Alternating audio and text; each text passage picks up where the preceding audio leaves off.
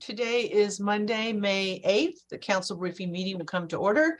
The time is 2:07. Will the clerk please call the roll? Councilmember Lewis, Present. Councilmember Nelson, Present. Councilmember Peterson, Present. Councilmember Sawant, Councilmember Strauss, Present. Councilmember Herbold, Here. Councilmember Mosqueda, Present. Council President Juarez. Present. 7 present. Thank you. If there's no objection, agenda item 3, the signing of the letters and proclamations, will be moved to be taken up after agenda item 4. We're basically just going to switch them. So we will do the preview of the city council actions first, and then we will do the proclamations after that. So with that, hearing no objection, agenda item 3 is moved to be heard after agenda item 4. Let's go to approval of the minutes. If there's no objection, the minutes of April 24th will be adopted. Hearing no objection, the minutes are adopted. The president's report. On today's agenda, we will hold proclamations until later in the agenda, as I shared, and begin by hearing individual reports from council members. We will start with Councilmember Lewis today. Following our individual reports, we will then consider 2 proclamations, one by Councilmember Herbold and one by Councilmember Mosqueda. Councilmember Herbold will be speaking to a proclamation recognizing Mental Health Awareness Month. And Councilmember Herbold's office distributed this proclamation to everybody last week for your review. Also, after that proclamation, Councilmember Mosqueda will be speaking to a proclamation regarding Affordable Housing Week. And again, you received those last week as well. So note, after today's meeting, we have 2 short executive sessions. Each is expected to take about 15 minutes, so we shouldn't go over half an hour, but we'll see. On tomorrow's agenda, the consent calendar will include the minutes, payment of the bills, as well as 12 appointments. And these include 2 to the Families Education Preschool and Promise Levy Oversight Board, otherwise known as FEP, 2 to the Women's Commission, 3 to the LGBTQ Commission, and 4 to the Community Involvement Commission, and 1 to the International Special Review District Board. Again, as usual, we will take 1 vote on all items of the consent calendar, unless, of course, a council member wants to remove that particular item for discussion later on in the agenda. Tomorrow, there will be 8 items under committee reports on the agenda tomorrow. The first 2 are Council Bill 120554 and Council Bill 120555, relating to historic preservation of 2 landmarks, the Fairfax and the UW Faculty Club buildings, and Councilmember Morales will speak to these. The third is Council Bill 120548, authorizing the acquisition of the Backen building on the waterfront. And the fourth is to Council Bill 120559, relating to current taxation of properties located at 4200 Baker Avenue Northwest and 2317 South Norman Street. Both bills were recommended for passage by the Public Assets and Homeless Committee, and Councilmember Lewis will be speaking to those 2 bills. Item 5 is Council Bill 120549, relating to the city's criminal code, amending the crime of obstructing a public official to include obstructing firefighters. Councilmember Herbold will be speaking to that item. Items 6, 7, and 8 are recommended by the Transportation in Seattle Public Utilities Committee. They include Council Bill 120543, which would permit a pipeline system, Council Bill 120544, which would permit a utility tunnel to the Quest Corporation, and Clerk File 314517 regarding an alley vacation. Information on all these items on tomorrow's agenda, as usual, is available online. Before we get started with today's agenda, I would like to remind you again of our spring schedule for council briefings. For the months of May and June, instead of having a weekly council briefing, we will have a council briefing meeting every other Monday or twice a month. In May, we will have council briefing on May 8th and May 22nd. In June, council briefings will be June 5th and June 26th. Please use this revised calendar to plan accordingly for proclamations or letters you would like to have signed by the entire body, or for any comments you would like to make. Weekly full council meetings will continue to be every Tuesday, of course. If there is an item that is extremely time sensitive and you would like to include it on the council agenda, please coordinate with our office and the clerks, and we will coordinate with clerks. This week, we will not have a state legislative update. The final update by OIR on our state legislative agenda will be presented at council briefing on Monday, May 22nd. So instead of going to the signing of letters and proclamations, we're going to come back to that. We're going to go right to the preview of city council actions and council regional committees. And this week, we are going to start with Councilmember Lewis, then Councilmember Nelson, Peterson, Strauss, Herbold, Mosqueda, and then me. So with that, I'm going to hand it over to Councilmember Lewis. Thank you so much, Council President. I will be brief and just give a report on our committee business last week and an overview of the committee to meet a week from Wednesday. First, as Council President previewed in her remarks, there will be 2 items on the full council agenda tomorrow from the Public Assets and Homelessness Committee. The first relates to the acquisition of the building known as the Bakun Building on the Seattle waterfront from the Washington State Department of Transportation and authorizing its acceptance in order to enter into an agreement with the Muckleshoot Tribe for this to be a cultural and learning center for the community here owned by the Muckleshoot Tribe. This is an agreement that's been long in the works between the Office of the Waterfront and the Office of the Seattle Center and the Muckleshoot and the City Council. It was great to be joined in chambers by the chairman and vice chairman of the Muckleshoot Tribe to participate in the hearing, and it did unanimously pass through committee with 4 votes in favor. So I'm looking forward to confirming that and moving that transportation building into being a cultural space on our Seattle waterfront. We will also hear Council Bill 120559. This is an ordinance that's relating to current use taxation for a parcel that's located at 4200 Baker Avenue Northwest and 2317 South Norman Street under the King County Public Benefit Rating System.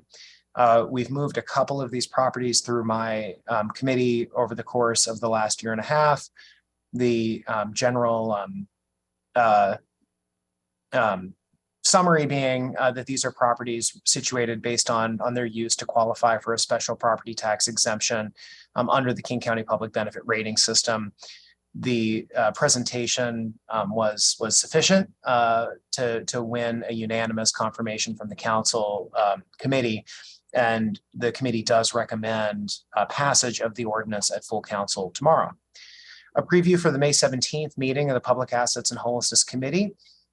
We are going to hear a Seattle Public Library levy report from Chief Librarian Tom Fay that is going to just give us an update on where we are in the Seattle Public Library levy, especially as we come out of the COVID footing that the library has been operating under for much of the last couple of years. So really looking forward to getting that update from Chief Librarian Fay and his team. We are also going to have a reappointment consideration for Tally Harriston to the Seattle Public Library Board, and we will oversee 10 appointments to the Seattle Center Advisory Committee. So looking forward to really getting that body staffed up again to do the important work at the Seattle Center. We are also going to hear a Seattle Center and Office of the Waterfront presentation on the waterfront operations agreement. We are not anticipating to my currently my expectation, although I'll provide an update at next week's briefing, is that we aren't going to be taking action on these items, but we will be getting an initial presentation from some actions that were foreshadowed a couple of months ago when we were queuing up some of these agreements of transferring responsibilities and personnel between the Seattle Center and the Office of the Waterfront. So that should be a really good discussion about how that space is going to be programmed and how these next phases of the waterfront are going to be coming together. And then finally, we are going to make a recommendation on an appointment to the Giving Council. And that'll be a packed agenda. Hopefully it won't go too long on May 17th, but everybody be prepared to dig into those items of business. And unless there's any questions or comments, I'm going to go ahead and leave it at that, Council President. And not seeing any, I will, oh yes, Council President Juarez. Just briefly, Councilmember Lewis, thank you for getting this in committee and getting the votes. The only thing that I was going to bring up in the passage of the, I can't remember which bill it was, but the waterfront one, I think you brought it up as well, and I took a double take at it, another look at it, that we had that MOU in place with Muckleshoot since 2014, I think. So thank you for getting this over the finish line, or at least out of committee. Thank you for that. Yes, thank you so much. It's really great to finally be moving forward on this and getting getting that building into some good hands. So any other comments or questions? Seeing none, I will pass it forward to Councilmember Morales. She's not here. I think Sorry. I'm next. That's okay. It goes to Councilor Nelson. There we go. Councilmember Nelson. Thank you. Good afternoon, everyone. There's nothing on tomorrow's agenda from the Economic Development, Technology, and City Light Committee, but we'll be meeting this Wednesday, and we only have one item on the agenda. It's a discussion and possible vote on Council Bill 120556, transferring funds into City Light's rate stabilization account to prevent a rate surcharge on City Light's ratepayers. And we had a presentation and an initial discussion at our last committee meeting on April 26th, so this will be the second one. That's it. It'll be a short one finally. All right, so some select happenings in the past couple of weeks. You might have heard that on Thursday, May 4th, City Attorney Davison released legislation to make the use of illegal drugs in public spaces a simple misdemeanor. And Councilmember Peterson and I joined her at a press event here at City Hall to announce that, and I'm looking forward to a timely and robust discussion.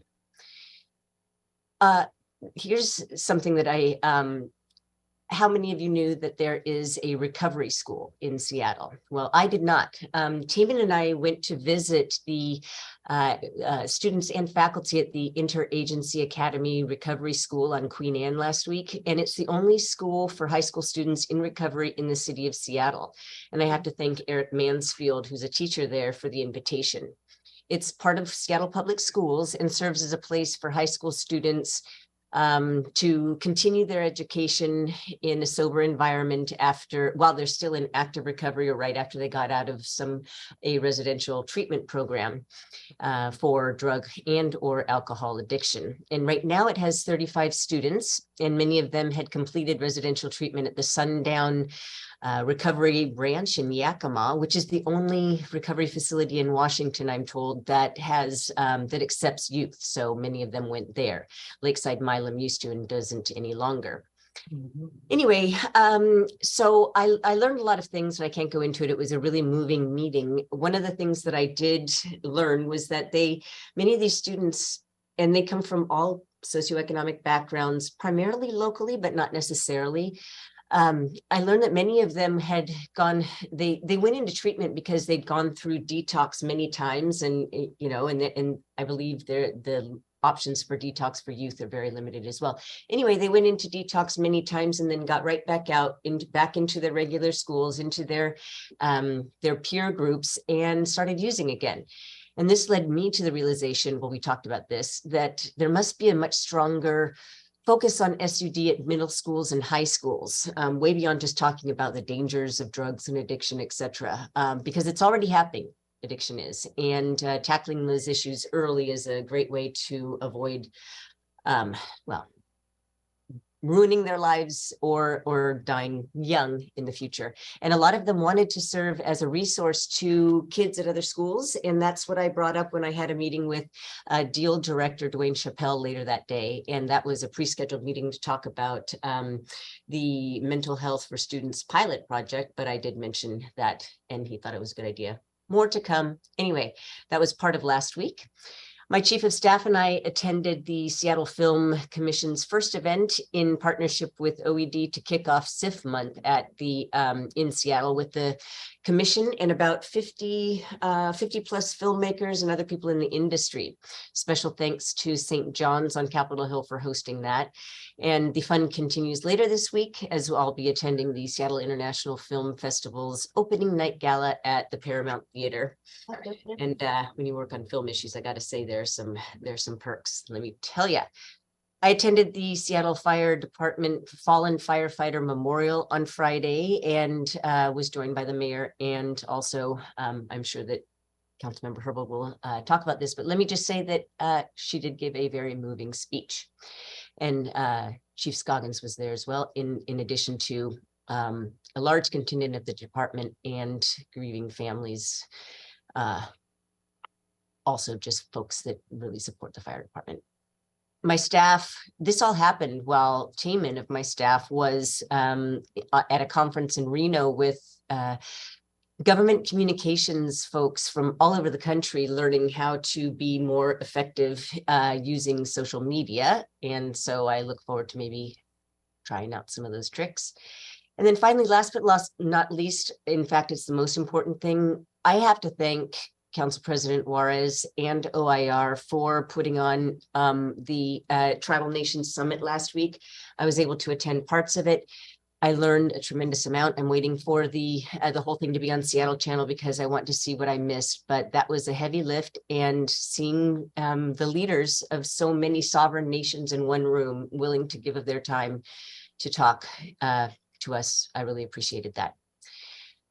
Okay, let's see. I rushed back to City Hall today from the Jewish Family Service Community of Caring Luncheon, which was today, of course, and I didn't have time to get to the rest of my talking points. So the one thing I want to mention that's coming up this week is Thursday is the King County's 2023 Conference on Substance Use Disorder presented by King County Council, King County Public Health, King County DSHS, and the King County Recovery Coalition.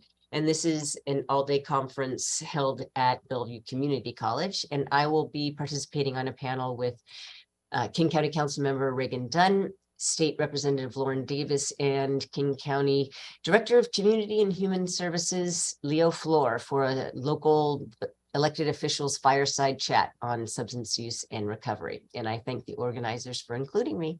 That's it.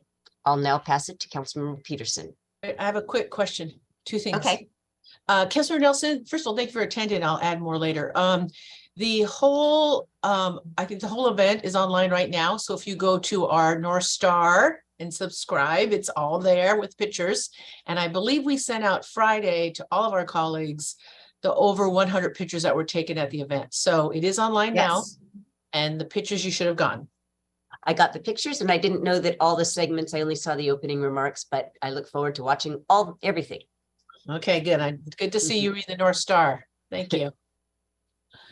Councilmember Peterson. Thank you, Council President. Good afternoon, colleagues. There are 3 items on from our Transportation and Seattle Public Utilities Committee on the full council agenda tomorrow afternoon, all of which were approved unanimously by our committee. House Bill 120543 would renew a pipeline term permit enabling Seaport Midstream Partners, LLC, to maintain and operate an existing pipeline system in, under, along, and across Southwest Florida Street between 13th Avenue Southwest and 16th Avenue Southwest on Harbor Island. House Bill 120544 would renew a utility tunnel term permit for Quest Corporation across Seneca Street east of 3rd Avenue, which is in District 7. Clerk File 314517 would, due to construction delays, extend the conditional approval of a subterranean alley vacation within the so-called Block 89 in District 7. And that was requested originally as part of Clerk File 313894 back in 2015. Again, all 3 items approved unanimously by our committee. If you have any questions about those items, go ahead and consult with our City Council Central staffer, Lish Whitson. Our next meeting of the Transportation Seattle Public Utilities Committee is scheduled for next Tuesday, May 16 at 9:30 a.m. That committee agenda for next Tuesday is still being finalized, though we should finally have Council Bill 120557 regarding SDOT's hazard mitigation program, specifically authorizing the SDOT director to accept various easements along Rainier Avenue South in District 2 to help prevent erosion. Last week, I attended the Regional Water Quality Control Committee, where we had briefings on wastewater treatment rates, the capital budget for King County's wastewater treatment division, and federal funding opportunities for wastewater infrastructure. As you know, wastewater treatment expenses comprise approximately half of each household's bill from Seattle Public Utilities. Even though the city has no power to set those rates, they're passed through by King County. So what we do is try to convey at these RWQC meetings our strong desire to manage costs and keep the utility rates low because utility bills are regressive. Fortunately, King County is keeping its original promise to increase its wastewater rate by only 5.75% in 2024, rather than a higher percentage they temporarily contemplated. In District 4 this past weekend, I joined leaders of the East Lake neighborhood to celebrate the opening of the East Howell Steps Plaza. This community-led project fulfills the vision of connecting the pedestrian pathways from Capitol Hill along East Howell Street, under I-5, down the hill through the East Lake neighborhood to our Lake Union waterfront near 1910 Fairview Avenue East. This is a timely community connection because redistricting is moving East Lake from District 4 into District 3 for next year's council members. So this project was a long collaboration between the Seattle Department of Neighborhoods, which provided some initial grant funding, the Seattle Department of Transportation, which through the Transportation Committee provided various approvals, also the private sector owners of the adjacent properties, and of course, the East Lake Community Council. City Council honored the community's call to action to make this small but celebrated project happen through Council Bill 120281, adopted in April 2022, and Resolution 31988, adopted in March 2021. I thank my colleagues for that. That concludes my report. Any questions before we move to Councilmember Strauss? Okay, thank you. Thank you, Councilmember Peterson. Council President, again, echoing Councilmember Nelson's words, the Tribal Summit last week was incredibly powerful and healing. It was amazing to be there with you. Thank you for all of that, for organizing that amazing opportunity.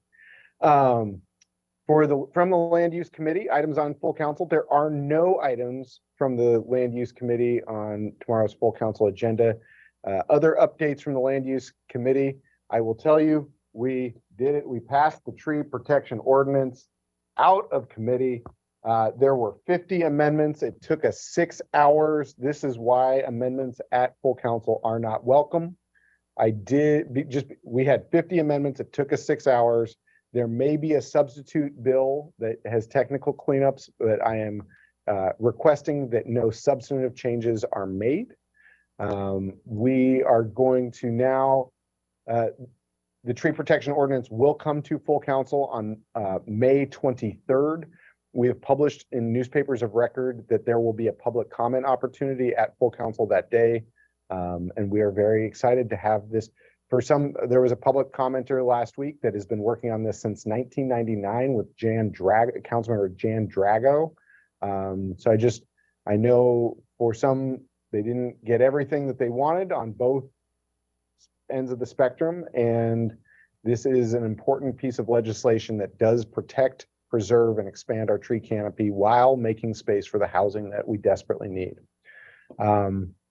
While we, just got finished with a very intense policy matter, we are immediately transitioning into another large policy, which is the maritime and industrial zoning changes.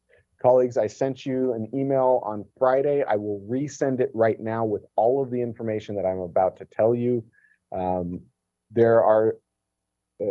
council members will be welcome to attend the Land Use Committee while we are taking up the maritime and industrial zoning changes, and all council members are welcome to submit amendments during the committee process. Again, I am not welcoming amendments at full council, and this notice serves as an invitation to join us at the Land Use Committee.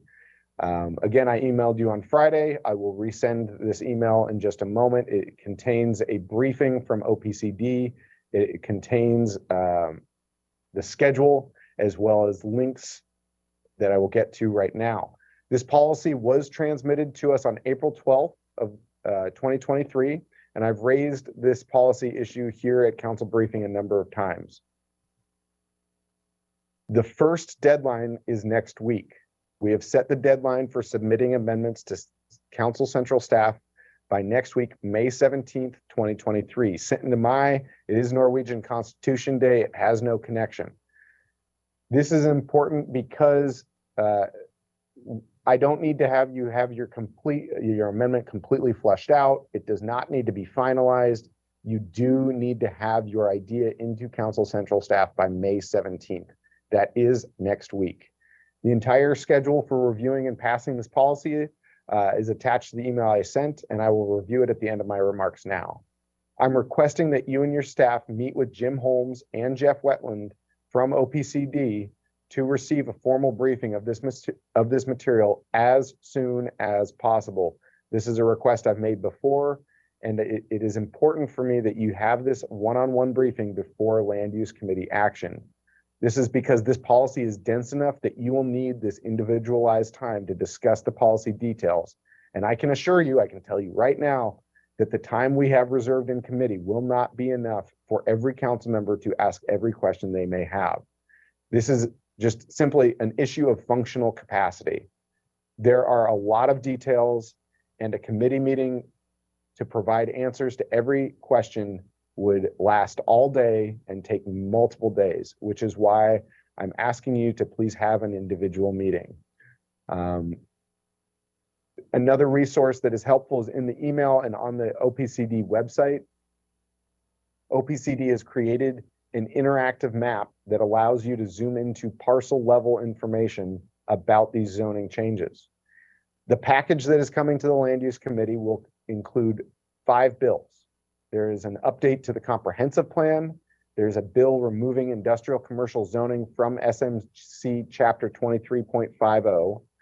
There's a bill adding 3 new industrial zones and creating a new SMC chapter 23.50A, and amendments to the city zoning map, and a bill amending the noise ordinance.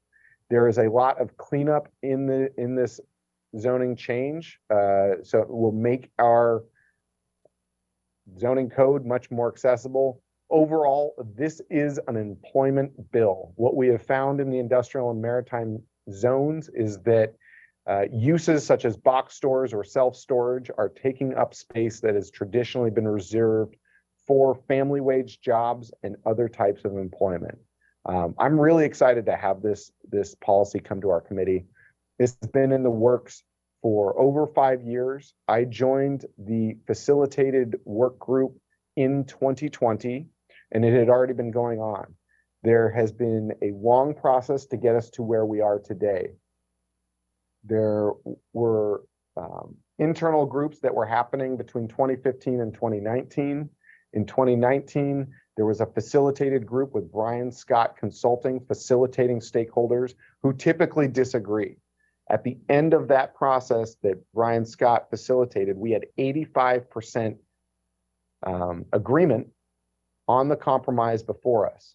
Now, 85% agreement from stakeholders who typically disagree at every turn is a huge success. Since that time, OPCD has worked to issue an EIS, which has led us to the bill before us today. You can find full information regarding this proposal on the OPCD website. Again, I've attached OPCD's presentations to explain the policy changes and maps of the changes to the email. And I really ask you to look at the interactive map on the OPCD website, because it has been very helpful for me to understand all of the changes, because you can zoom into the individual parcels and zoom out to the city at large. If you have any questions at any time, please reach out to my land use clerk, Naomi Lewis, or reach out to Jim Holmes or Jeffrey Wetland at OPCD. Now, before I end my remarks, I'm going to verbally explain the committee calendar. We have this coming Wednesday, May 10th at 2 p.m. OPCD will provide a briefing in committee. On Monday, May 15th, next Monday at 2 p.m., Central staff and the Planning Commission will present their information regarding these changes. The following Wednesday, next Wednesday, May 17th, amendments are due to Central staff. The following Monday, May 22nd, amendments will be published so that the public has time to review them. On Wednesday, May 24th at 2 p.m., we will have a public hearing in my committee. This has been published in the records of, in the journals of record, and is the official public hearing on this material. On Wednesday, June 7th, we will vote on amendments and on the bill as amended. This will bring us to Tuesday, June 13th, where we will vote on this bill out of full council. We have reserved June 14th for overflow within committee, which would lead us to a June 20th final passage. The issue that I'm going to bring up for you right now is that the Land Use Committee is completely full. I have continued to receive requests to have policies in the Land Use Committee. We will do our best to make time for those issues to be attended to in the Land Use Committee, and that is only possible if we stay on this schedule for the Maritime and Industrial Zone changes. To stay on track, it does require that council members, you meet with OPCD individually so that your specific questions do not have to be answered at the committee meeting. Because again, if everyone asks every one of their questions, we'll never get out of committee. With that, colleagues, that is my report. Are there any questions? I know it was a light subject matter. Councilmember Nelson. Thank you very much. I did get my briefing, so thank you. But usually we also get insight from central staff. So are they also giving briefings to council members in advance? I know that we tell them our idea for possible amendments, but are they available this week? Is that Keatle and Yolanda? Who would I Yes, ask? please. Let me follow up to make sure that I have the right staff. I'm still a little bit my mind is still in the trees. But we'll get you the correct staffers. I believe it is Keel and Lish. Thanks. Yep. Lish, okay. Yeah. Councilmember Herbold, are you just getting ready? Also, thank you, Councilmember Herbold, for providing an amendment to the tree ordinance. Really appreciated that. Seeing no further questions, Councilmember Herbold, take it away. Thank you so much, Councilmember Strauss. So tomorrow on the full council agenda, there is one bill from the Public Safety and Human Services Committee. That's Council Bill 120549, which amends the definition of public officer when defining the crime of obstructing a public officer. It does so to include firefighters and fire department personnel along the already covered city employees in the municipal code, including building inspectors, the fire marshal, and police officers.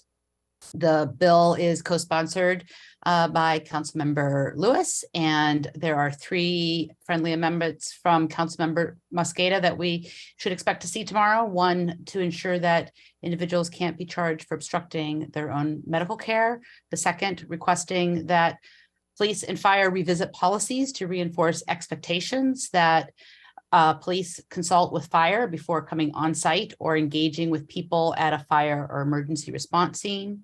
And the third addresses RSJI analysis and other reporting requirements.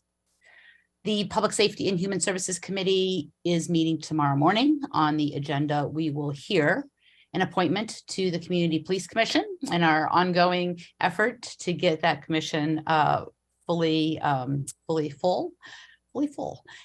Secondly, we'll be hearing an ordinance that would release a budget proviso. That's proviso HSD 021A002 for safe, healthy, empowered She Clinic. We're also going to be hearing a briefing from the Human Services Department and Purpose Dignity Action, otherwise known as PDA, on their lead and co-lead contract update. And then lastly, we'll be hearing a presentation on a draft of the app-based workers deactivation rights ordinance.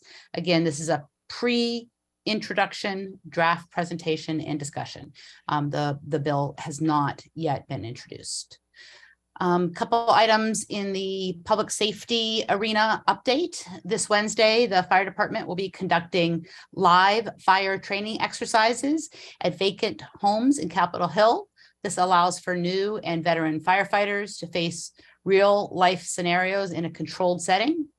This means that roads around 1000 East Republican Street will be closed and residents will see smoke during these controlled burns.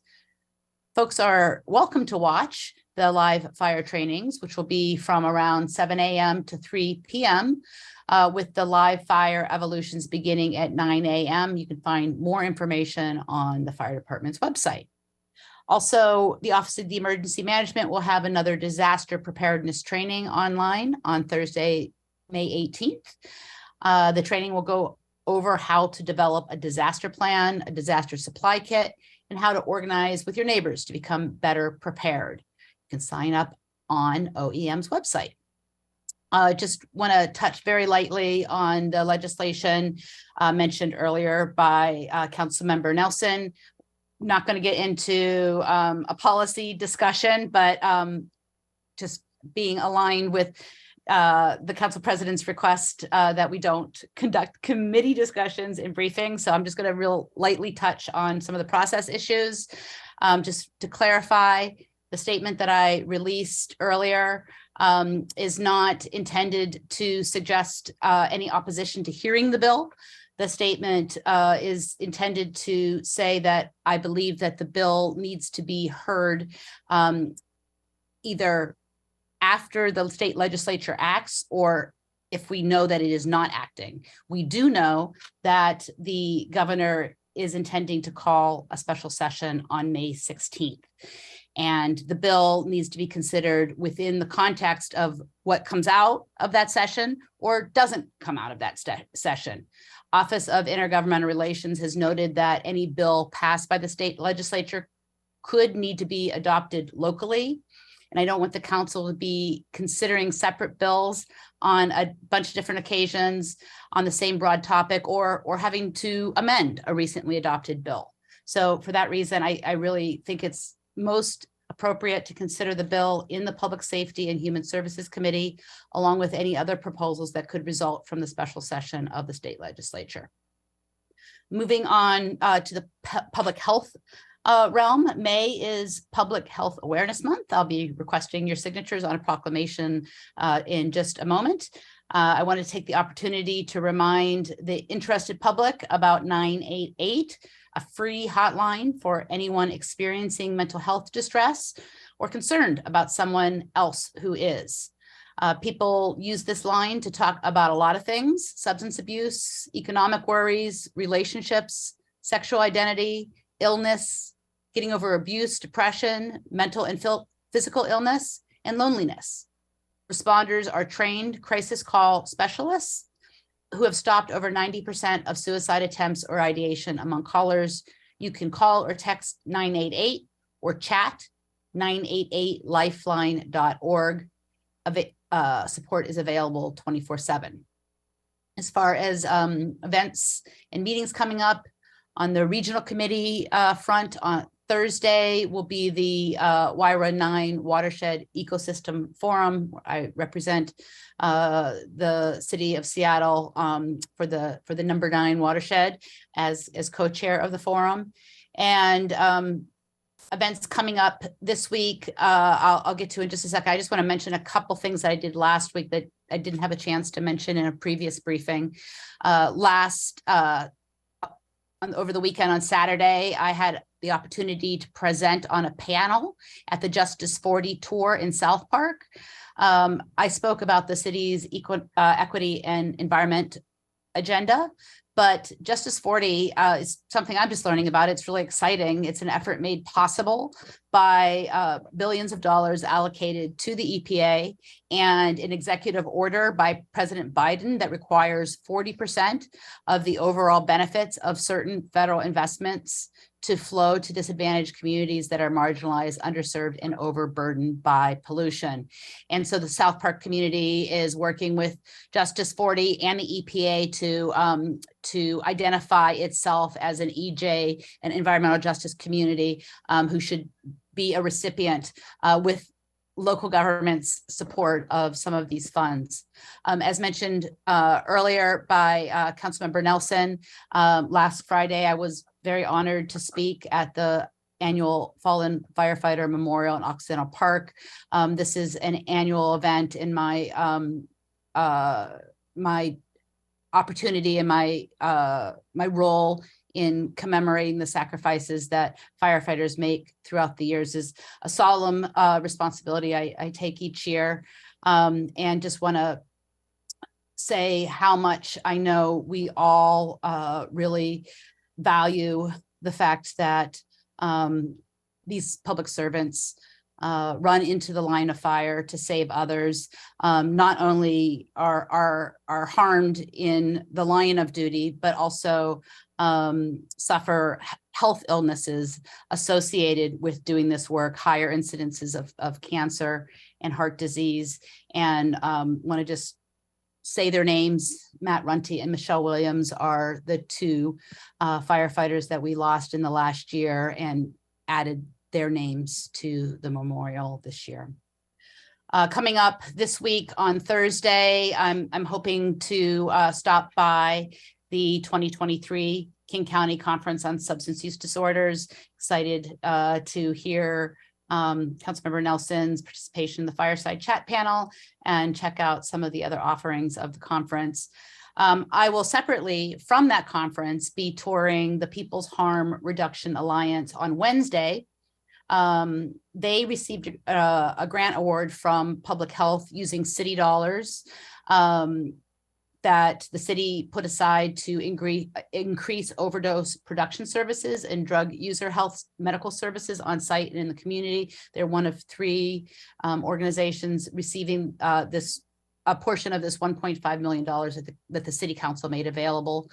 And they'll be coming to, Public Health will be coming to present on this city funded program at the May 23rd Public Safety and Human Services Committee. So we'll learn more at that meeting about the funding provided and how it has been used to address the needs of folks who are substance use have substance use challenges and specifically focused on overdose prevention. That is all I have for today. Does anybody have any questions or comments? Councilmember Nelson. I have a question about the event you just mentioned on Wednesday. What time and where is that? Is that a? It's not an event. It's just I have there are 3 organizations that received the funding that I'd mentioned, and I've just been doing site visits. And so I've already done the 2 site visits, and this was just one more that I had left over to get. So it's not an event. It's just a personal visit. Got it. And just wanted to know what you were talking about, the process for the bill that I mentioned. There is maybe, I guess, some disagreement about the process. King County Prosecutor Lisa Mannion sent us a statement that said, even if our state legislature successfully adopts a statewide fix, local ordinances will still be necessary to give appropriate jurisdiction to municipal prosecutors. Yeah, there's no disagreement. I agree with that. But we need to know what the state does in order to contemplate what the city should do. I totally wholeheartedly, that is the county prosecutor's statement is the reason why I'm taking this position. Because even if the state legislature acts, the city may need to act. But we need to know how the state legislature is acting. But it also implies that if they don't act, we might need to do things too. So that's true, but we need to know what the context is that we're operating under. Yeah, I mean, Councilmember Herbold, I think you still have the floor. Councilmember Lewis. Right. No, I mean, to that remark too, I mean, I haven't talked to Prosecutor Mannion, but I did get the communication. I do also agree with her conclusion, but it invites certain factors like the legislature might like preempt other policy in this area. So the action before us might be adoption of an RCW into the SMC. for example. Correct. The legislature might, to Councilmember Herbold's point.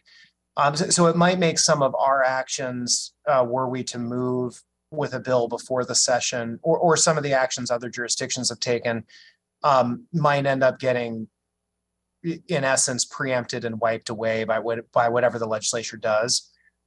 So for those reasons, I think Prosecutor Mannion's comments are totally on point. We just don't exactly know exactly what the nature of what the legislature is going to do. They could propose some kind of fix that like sets a floor and then lets cities hang all sorts of additional things on top of it, right? Or it might be so prescriptive that the only action in front of us is just to take action on basically just word for word incorporating an RCW into our SMC. So I totally relevant considerations, but we just don't know the nature of what they're going to, or they could fail to do anything. Right. Like, All possible. so we don't know. So let's not turn this into a committee meeting. I think it's enough to be said. Thank you, Councilmember Herbold, that you and I had a discussion. So it will be in your committee when we start teeing things up. We answered Councilmember Nelson's concern that it was not going to get into committee again. And I know in all the years that I've worked for you, you've never been one not to put it in your committee to have full-fledged discussion. And we will do that. And we will continue to do that and continue to update our colleagues. All right. Councilmember Mosqueda is having hard. I'm sorry. Is everyone done there? Oh, she's back. Councilmember Lou, you still got your hand up. Are you okay? Oh, hand went down. All right. Would you like me to hand it over to Councilmember Mosqueda? Well, there's someone behind her. I don't know who that is, but. Councilmember Mosqueda, hello. I'm handing it off to you. Thank you so much. That was tech support in our house. Council President, I think I might take you up on the offer to go first, if you don't mind, after all, and I'll try to get back on the internet instead of a hotspot here. Okay. Do you want me to go? If that's okay. Yeah, absolutely. Then we'll come back to you on the proclamation. Okay. Okay. So I am going to go ahead and do my report while Councilmember Mosqueda gets caught up online. There are no items from the Governance, Native Communities, and Tribal Governments Committee on tomorrow's council agenda. The next Governance, Native Communities, and Tribal Governments Committee will be Monday. It's a special meeting, May 15th at 9:30. I hope you will join us. This will be a very special meeting to discuss and possibly vote on a resolution regarding Memorial Stadium. Let me give you some background and we will be sending out some more information. This special meeting on the Governance and Native Communities, which will be, as I said, Monday, May 15th at 9:30. This committee meeting will be an opportunity to be briefed, discuss, and possible vote on a process, which is the resolution for the Memorial Stadium redevelopment project. The work related to redeveloping Memorial Stadium goes back almost 30 years. However, at least since I got here, since 2016, we've made a lot of movement since 2016, including a number of recent agreements between the city and the school district in Seattle, well, Seattle Public Schools, Seattle School District. In 2017, we did a partnership agreement. In 2021, we did a letter of intent. In 2022, we did a memorandum of agreement. And finally, as you know, we passed, and we should have that noted here, I apologize, when we passed the legislation last February on the BEXT legislation, the levy that was passed for the school district to also put in money into Memorial Stadium. And I apologize, that should have been in my list here, and we'll have all that information in the next day for you. And finally, we put out a request for proposal, an RFP that was issued a little over a month ago on March 20th. So the deadline to responding to the RFP with proposals for the project was May 2nd. And as it's been reported publicly, 2 proposals were submitted. Representatives from the legislative branch have been working with the mayor's office in the school district. And that includes our buddy in central staff, Brian. Good night. Sorry, Brian, I did that. So the goal of the resolution is to kind of lay out where we're going to get to the end. And the goal is to select a winning proposal by Monday, May 22nd. I should note that elected officials are not on the evaluation team, and I should note that central staff, Brian has been working on this, as well as Sarah Mays, in my office as well. This committee meeting will also be an opportunity to learn more about the Memorial Stadium redevelopment project more broadly, including some background, the funding, the levy, what we put in the budget. Big thank you to Councilmember Lewis for holding on to that funding during budget. Later this week, Brian Goodnight on Central Staff will be sending out some additional background information on the resolution that will be discussed in committee. And we'll also be resending, because we've sent this before, a link to what you all have is what is a electronic notebook that contains lots of materials related to the redevelopment project. Those of you that were here for the climate pledge, you actually had big paper notebooks, and that just got crazy. So now, thank you, Brian. Great idea. And also to Esther to have an electronic notebook, and you can go right there. You can look at the letter of intent, the MOA, the RFP, and all the other documents that are there. So if you have information, or if you have any other questions, you can contact Brian about the resolution prior to Monday's committee meeting. Hold on a minute here. I dropped something. Sorry about that. Okay, so with that, there's going to be more to come, but I would really encourage you to go look at your electronic notebook. I'm just glad that the levy passed. We kept the money in the budget. Councilmember Lewis kept the money in the budget. Now we can finally go forward after almost 30 years of redeveloping Memorial Stadium for the Seattle Public School and Seattle Public School District, and the people on the board. I think we have 2 members from Seattle Public School District that are on the board with the mayor's office, on the legislative branch as well, and central staff. So everybody will be heard, and hopefully we will have a beautiful, brand new Memorial Stadium in which the Seattle School District can still schedule all the school events, which have priority over everything else, and also provide a revenue stream, a much needed revenue stream for Seattle Public Schools. Okay. The Governance Native Communities and Tribal Governments Committee regular meeting on Thursday, May 18th will be canceled. So let me move into Native communities. Last week, as you all know, we participated in the first inaugural Tribal Nation Summit. This was the first time in over 150 years that the city of Seattle has welcomed leadership from 12 federally recognized Indian nations located in our region to discuss shared principles for our Native community members. Thanks to the leadership of Seattle Mayor Bruce Harrell, we are pleased to be joined by the leadership from at least 18 city departments, including Chief of Police Diaz, Fire Chief Fire Chief Harold Scogans. We had the directors from OPCD, HSD, OSE, SDOT, and I could go on with the alphabet soup, but just about everybody was there, and it was very exciting. We also had I'm going to forget her name, and I feel bad, the King County prosecutor who's been working with Seattle Indian Health Board, Abigail Elkahawk, on missing murdered Indigenous people. So that was actually very refreshing to see King County prosecutor's office and working with our group and the city attorney as well. So we welcome to our city table leadership from Muckleshoot, Suquamish, Yakima, Swinomish, Squaxin Island, Snoqualmie, Nisqually, Puyallup, and Cowlitz, as well as members from the city's Indigenous Advisory Council. We discussed issues regarding homelessness. They narrowed that down to 3 issues: homelessness and housing, natural and cultural resources, and public safety. So this time they just focused it on 3 issues that we could get done.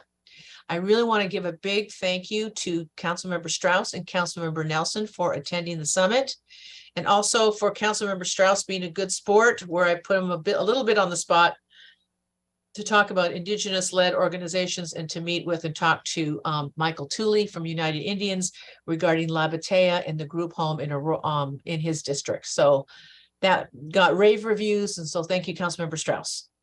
The summit resulted in a list of commitments to federally recognized tribes in our region to promote government-to-government consultation, active communication and training, and there is also a commitment to additional gatherings, which we will hopefully make this a yearly event. I will be sharing copies of the commitments made. I think you should have got the photos and the video from the Seattle channel because they were there. I'd also like to thank Councilor Mosqueda for stepping up and chairing the council meeting for me, so our staff could attend the summit for the entire day. So thank you, Councilor Mosqueda. Finally, a big thank you to Office of Intergovernmental Relations Director Tim Raynon. Should be recognized for organizing this historic gathering, as well as Director Tarlington. And a huge thank you to and Sierra Howlett Brown as well. And of course, Francesca Mernon from Department of Neighborhoods. It was a wonderful event. A lot of information came out of it, but more importantly, we actually are going to get some of this stuff done. So moving on, I was pleased to announce last week and welcome back to our office, Leila Gaisar. She was an intern in our office, if you remember, but now she's back. We had hired her when she was a senior at Seattle U. And then she went to go work for Congresswoman Pramila Jayapal, and now she's back in our office as our D5 district director. And please welcome Leila back, and she'd like the world to know that she is also a Taurus. Last Monday, we met with AP Diaz, Superintendent of Seattle Parks and Recreation, regarding the next steps following the fire at the Lake City Community Center. So we are shifting over a lot of those social, the programs, the feeding program, to the church nearby. We're still working with community, but where we can cite some of those other programs, and we're going to push forward on that new community center with affordable housing on top, which we have been working on for 4 years, if you guys remember that. So finally, it's going to happen. Thank you. We also met with King County and DESC regarding permanent supportive housing. That is the house on Clement Place, which is on Aurora. On Wednesday, Leila attended the monthly North Precinct Advisory Council meeting where the topic of prostitution's impact on the business owners of Aurora was discussed. It's not the first time, but probably won't be the last time. On Thursday, our staff met with the city's Human Services Department, HSD, regarding constituent concerns about encampments that are now growing along Hubbard Homestead Park. Last time we checked, there was a couple tents, and my understanding from going up there myself is I think we're up to 16 or 17, which is something we all deal with in our district. So that's nothing new. And hopefully, in working with HSD and the mayor's office, we'll handle that the best that we can. On Thursday, we attended the Sound Transit Rider Experience and Operations Committee and received a report on the testing of a new passenger information management system for between Stadium, which is in Tacoma, and Angel Lake stations. Just so you know, I graduated from Stadium High School. So let me move on. So big day Friday. Friday, May 5th was a day dedicated to missing, murdered, and Indigenous people. And as you know, we were one of the first city councils not only to pass an ordinance, but to fund a position to work with Indigenous-led organizations. And I'm very proud of the city and the city council for not only passing the resolution, but also funding the positions and an ordinance. Seattle's own Urban Indian Health Institute provided more data on the missing, murdered Indigenous person and the information that we will be working with the King County Prosecutor's Office, City Attorney's Office, and SPD. Last week was actually a big deal. President Joe Biden issued a proclamation, first time, recognizing the impact of missing, murdered Indigenous people has had on Native families throughout our nation. So take a little point of pride here to say this started as a conversation back in 2016, and we've come a long way. I'd almost say we were progressive. So I'll leave it at that. This week, I will be attending the South Transit North King sub-area briefing with Sound Transit CEO Julie Tim. And with that, I think I'm done. And so before I hand it off to Councilmember Mosqueda, I need to know if you guys got any questions. Everyone's good? Great. Okay, Councilmember Mosqueda. Thank you very much, Council President, and apologies for the technology glitch on my end. Appreciate all that you shared, and I want to thank all of you for your participation in the Housing Committee discussions that we've had so far. The Select Housing Committee focused on the 2023 Housing Levy. We have now had 3 full meetings. We are having 3 full months. So the next meeting that we will have on the Housing Levy will be May 31st at 9:30 a.m. We'll have the opportunity to hear from folks who are interested in providing any additional public comment at the beginning of the meeting. And then we will have a discussion about any possible amendments. Also, importantly, you all get the chance now in the next 2 weeks here to be meeting with central staff. If you do have any amendments that you'd like to see, we would of course love to include any amendments that are friendly amendments pre-introduction as we seek to try to streamline our conversation about the upcoming 2023 housing levy. The possibility for us to include amendments will really be determined by how many of these are in line with the existing policy, how many are in line with what the chair's proposals are as well, and to try to make sure that we are incorporating as much as possible into the pre-introduction legislation is my goal. So thank you for working with central staff. Feel free to reach out to us in my office, me and Aaron House. If you'd like to have more conversation about any possible amendments that you're introducing, on May 31st, we'll have the chance to consider that combined introductory legislation along with any additional amendments council members would like to see. So this is really the time between now and next week to work on those amendments. We'll then have another meeting on June 7th where we will have a final vote on any additional amendments, and we will get that puppy out so that everybody has the chance to vote on it in full council in mid-June is our goal. If we need to, we will have also reserved some additional time on your calendar, but so far so good. You all have been very excellent with working with central staff. They have expressed deep appreciation for sharing concepts and ideas already. So we are well underway to make sure that we meet our timeline. That next housing levy committee meeting, the select housing levy committee, will be on May 31st at 9:30 in the morning. And again, there's a public hearing that afternoon at 4:30 p.m. We're working with the communications team to put together infographics so you can send them out to your social media, put them in your newsletter, encourage people to call and join in on the public comment on the 31st as well. But our next Finance and Housing Committee meeting will be held in the meantime. We will meet next week on May 17th at 9:30 in the morning. And colleagues, while this is the Finance and Housing Committee, you are all invited to attend, just like we do quarterly with our revenue forecast discussions. We will include the Office of the City Budget, the Office of Economic and Revenue Forecast, and importantly, our own central staff analysts who are focused on budget. This includes Tom Mikesell, Ali Panucci, and Esther Handy, who will provide us with an overview of their analysis of the various revenue streams, and importantly, the general fund fiscal plan, the review of the 6-year outlook. We will also consider the carry forward legislation and exceptions bill for voting members of our committee. We will have those 2 items on the agenda as well. I wanted to follow up with the good chair of Public Safety and Human Services. Thanks to Councilmember Herbold.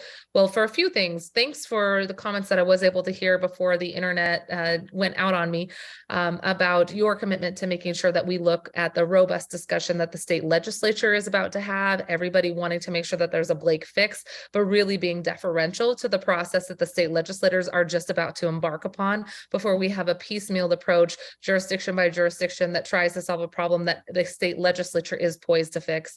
I appreciate that you have suggested that we do not do anything until that comprehensive conversation and analysis, and hopefully a legislation can come forward from our state partners. We know that that's the goal, and I look forward to having state solution on this as well, with what the good chair has said. In addition to that, what Councilmember Herbold, I believe, has shared with you is the proposal to move forward on the obstruction bill, knowing that the interest is there to have that conversation tomorrow, and that is still on the docket. I do have 3 amendments for possible consideration. I believe they've been previewed for you, but I will just summarize them again very quickly. We did send those out today so that you had ample opportunity to read through those amendments, and I want to thank central staff, both Greg and Ann, also and Lauren from central staff, for working with our team to try to find some additional ways to hear some of the concerns that are coming up, both from firefighters and from members of the community, to make sure that there is less unintended consequences or confusion around the ordinance. So Amendment A will add an element to specify that no one should be charged or convicted for obstructing their own medical care.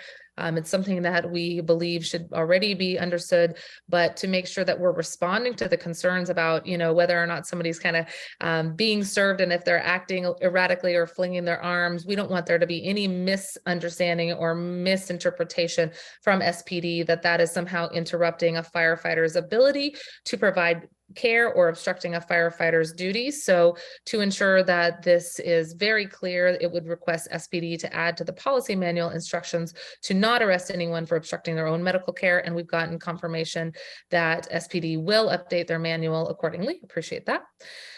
Amendment B requests both Seattle Fire and Seattle Police to create a joint policy whereby SPD will remain offsite and on standby status until and unless Seattle Fire Department specifically requests their assistance due to any obstruction. And only then will SPD then come on site, and SPD will then have the directive to consult with the fire personnel before engaging on the site to make sure that fire is able to really provide context to what type of assistance is needed, and to ensure that they are being of assistance in the emergency response scene instead of assuming what level of assistance is needed. In consultation with SFD and IFF 27, I believe that this is really in line with some of their other goals as well, to ensure that fire is truly treated differently or seen differently by those who are needing help and medical attention, and want to make sure that we are doing what we can to lift up what is more or less a informal and existing practice to make sure that fire should be consulted as anybody else arrives on the scene. And then in terms of Amendment C, this was also included in the email I sent around. This is an amendment that we may bring forward to request SPD and SFD to complete this racial equity toolkit analysis, ideally within the 30 days before the implementation of the bill goes into effect. And while I didn't hear the good chair's comments, I believe that this is in alignment with what her goals are as well, to ensure that that RSJI analysis does happen to determine if there are any unintended consequences here, and ensure that we are looking at any personnel any individuals who may be experiencing the impact of this legislation. We also want to make sure that we're looking at those who have behavioral health crisis or mental health crises that they're going through, that we're accounting for those as well in the report back. So two concepts folded into Amendment C. And then with that, I just wanted to say to folks, thanks so much for all of the work that you've done on housing this session. I did have the chance to join state legislative members today in celebrating a whole host of legislative priorities that were signed into statute, and really want to thank specifically all of the lobbying efforts that have gone on for years to try to push for a more robust housing approach. Every year we send legislators down to Olympia and we ask them to be bold and to think outside of the box and to help us create a new floor, a new foundation, and help us with what the National League of Cities has called for, which is a floor preemption, to allow for local jurisdictions to have an even playing field and build upon those floors, tie in additional density and housing requirements into our comprehensive plans, but really unify and harmonize our approach to all being on the same page to solving this housing crisis. This legislative session, our state senators and our House representatives delivered. I am thrilled that the governor just signed into law House Bill 1110, 1071, 1293, 1337, Senate Bill 5045, 5197, 5258, 5290, 5702, and also signed into statute the Home Ownership Covenant Bill, set 1474. These are incredible efforts to make strides on affordable housing. For example, House Bill 1110 is the missing middle housing, sponsored by Representative Bateman, that legalizes middle housing options in residential areas traditionally dedicated to only single-family detached housing throughout the state. Huge step forward, and a lot of compromises and middle ground found to make sure that this was a bipartisan effort across our state that would really be meaningful. And House Bill 1474 that I mentioned last, this is a home ownership covenant bill, the first in the nation bill that will support home ownership for those who've been harmed by generations of systemic racist and discriminatory policies and practices, both with zoning and lending. And in Washington State, this was passed with the leadership of Representative Jamila Taylor. So congratulations to all of the representatives and senators who helped make this year the housing justice legislative session year. And it is perfectly timed for Affordable Housing Week, which will lead us to our proclamation here in a moment. And there's a number of events throughout the week. We will post about those and hope folks can get out and join the call for additional housing across our city, our region, our state. And on Wednesday and Friday, I will be attending the Affordable Housing Week events hosted by the Housing Development Consortium. And this includes with Deputy Mayor Washington and Office of Housing Director Michael Winkler Chin. We're going to talk with folks in community about what housing needs are needed. And that includes for workers and residents and small businesses. And it'll give us a chance to make sure that the housing levy conversations are on everyone's radar and that we constantly are talking about not just the units, but the homes, the communities, the families that are served by the housing levy, which will be a complement to all of the celebration that we just had this week for the legislative wins. So that's it, Madam Chair, Madam President. I will turn it over to you if there's no questions. I think that's it. All right. Okay, so we're going to go on to the proclamations, and Councilmember Herbold has a proclamation recognizing May as Mental Health Awareness Month. Councilmember Herbold.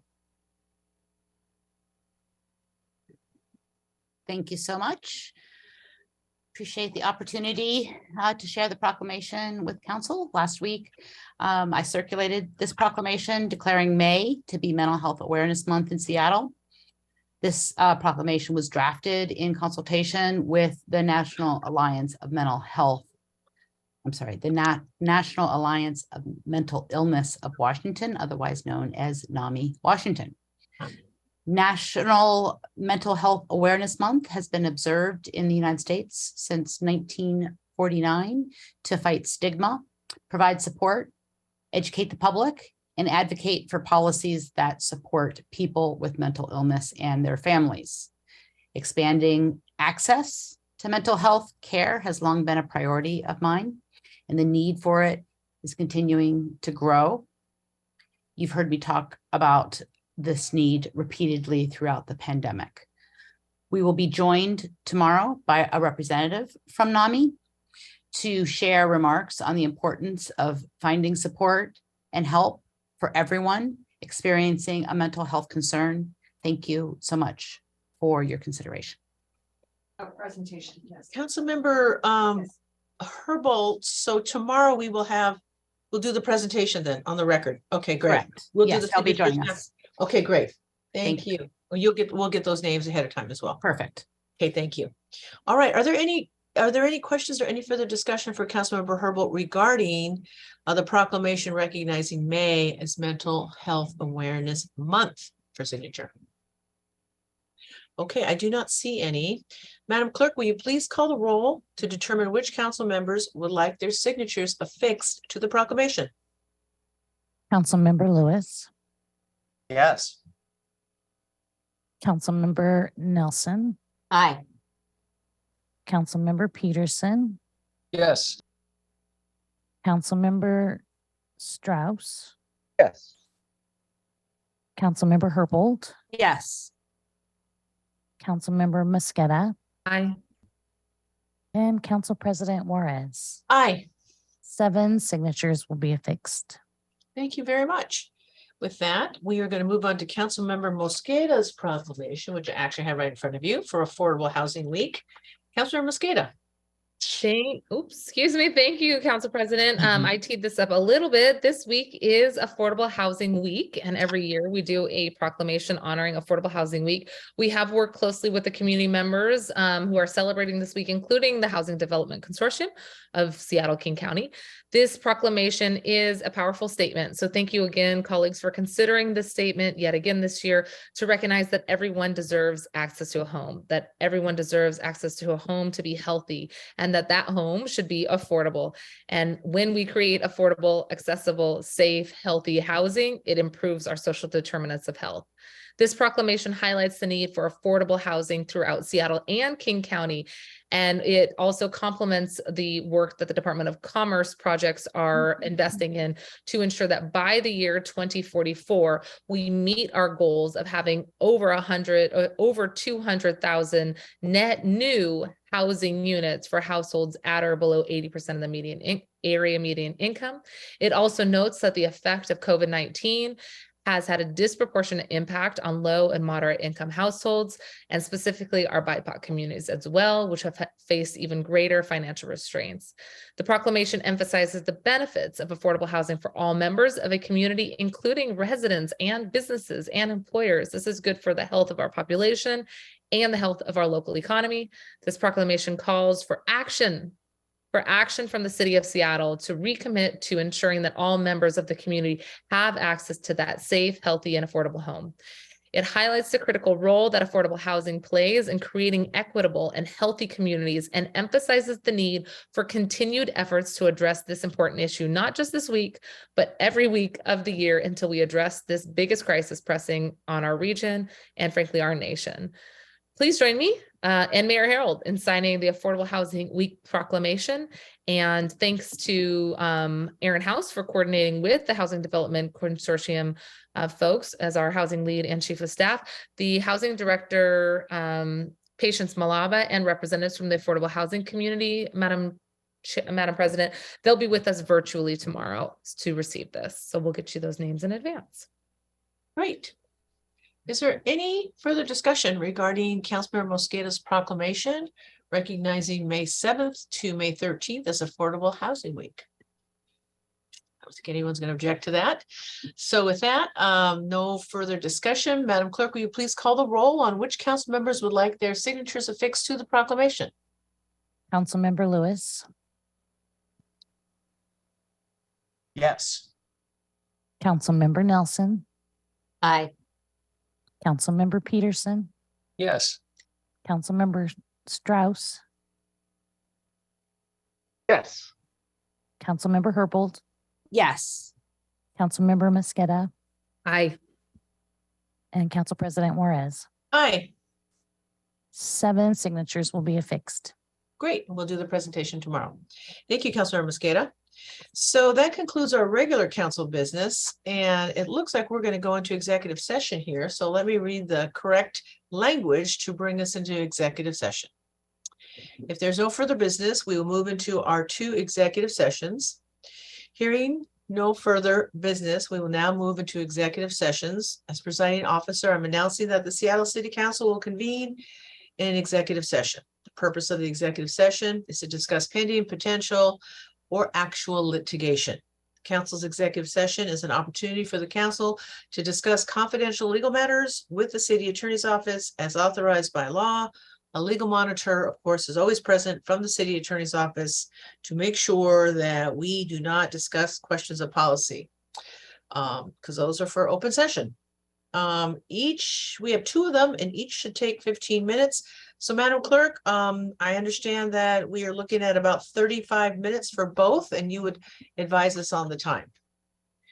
If the executive session is to be extended beyond that,